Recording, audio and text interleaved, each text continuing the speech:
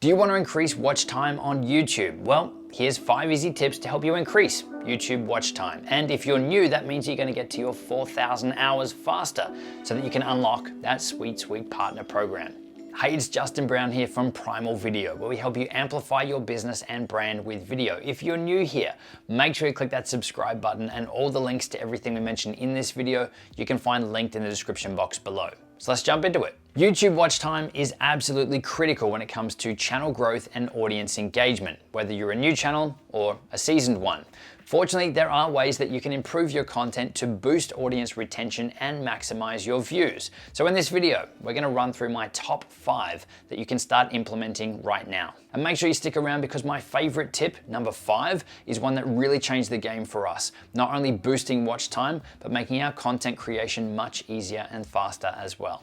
All right, so first up, let's get real for a second here. No one is going to stick around watching just your talking head videos. You're gonna put people to sleep. How do I know?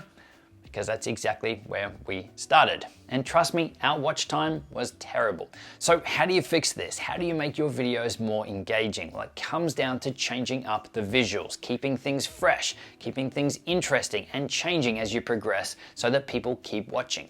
And how then do you actually do that? Well, that leads us right into tip number 1, which is to use jump cuts. Jump cuts are one of the easiest ways to break up your content and to make it more appealing, or at least change up the shot a little bit so that it's something different for your viewers to watch. And they're super simple to do. All you have to do is where you have an edit in your timeline or a break between a sentence, you add a cut at that point, and then you zoom in on that clip. Now, I wouldn't suggest zooming in too far here, but the idea here is that you're zooming in enough just to break up the shot to make it look a little bit different. The look here can almost be similar to if you were using 2 cameras, one to shoot a wide angle shot of you and one for a zoomed in or a tighter shot.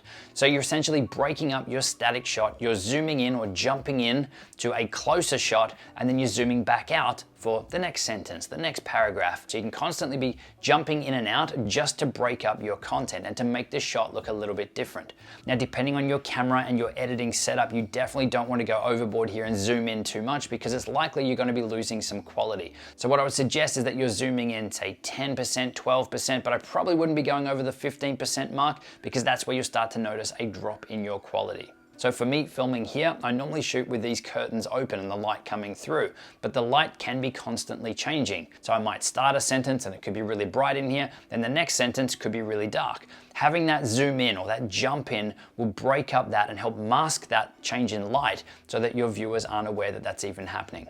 Now, a really quick pro tip on this one is if you are going to do this, try to keep your eyes in almost the same position. So not just zoom in, you may need to reposition your shot, the zoomed in one, so that the eyes are in the same or very close to the same position on that zoomed in shot. This will make this effect less jarring for people watching with the zooming in and out because our brains and our eyes are focused on other people's eyes. So if the eyes are in a similar position, it's much easier for you to focus on and concentrate on the presenter while you're watching the videos than noticing that it's actually zooming in and out. Tip number 2 is to use music in your videos. This will give some emotion or some feeling about what you're talking about, and again, pass that feeling on to the viewers that are watching your content. Now, obviously here picking the right music to match the feeling or to match your video is super important. And we do have a video that I'll link up in the cards showing you how you can select the right music for your videos. You want to make sure that you're not going too upbeat for the content that you're producing or going the other way and have your music really sad or depressing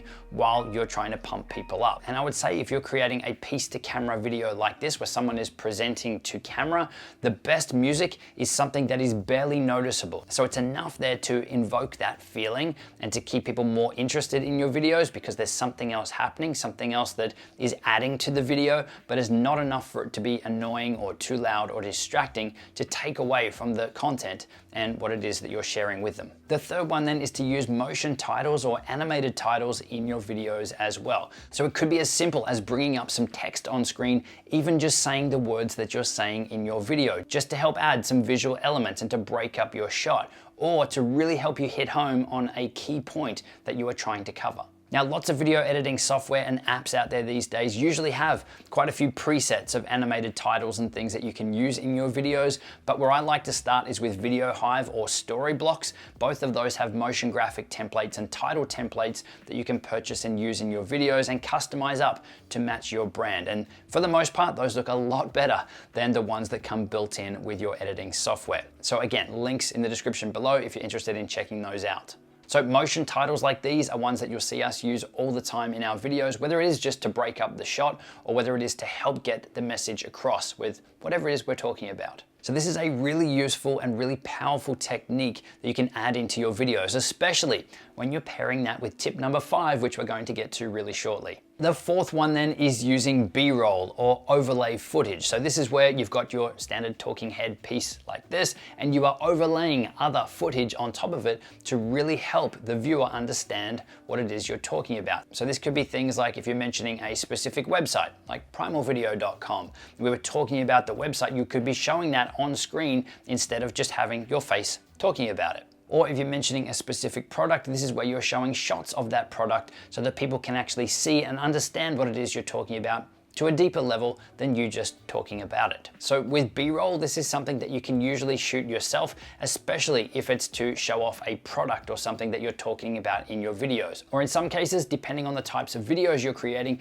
it can be much easier to jump onto stock footage sites like Storyblocks or Artgrid, which basically give you an all-you-can-eat subscription to all the stock footage that you could need in your videos. So if you're looking for things like a nice drone shot, a time lapse, a sunrise, a sunset, a beach shot, all of these things that you might be mentioning in your videos, you can then quickly find those using services like that. So that brings us then to tip number 5, which is to use a video structure, a structure that is designed to keep viewers engaged and to maximize value.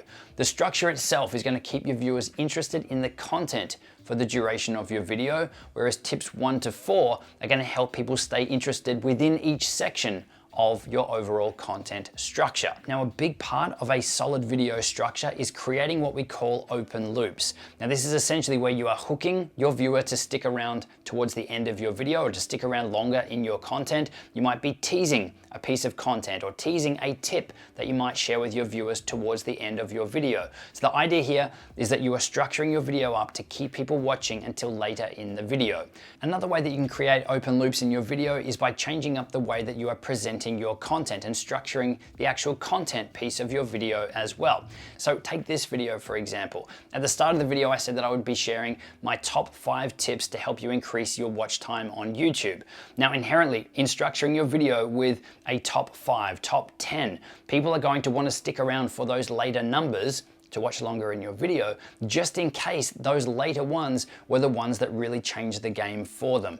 Even if they knew the previous tips, 1, 2, 3, and 4, tip 5 might be the one that absolutely changes the game for them. So creating videos that include some sort of lists or even things like top 3, top 5, top 10 videos are going to help you with your watch time and engagement as well. Now, if you're interested in taking this further and finding out more about video structure, how to structure your videos, we have a full video already up on our YouTube channel, which I will link in the cards and below in the description as well.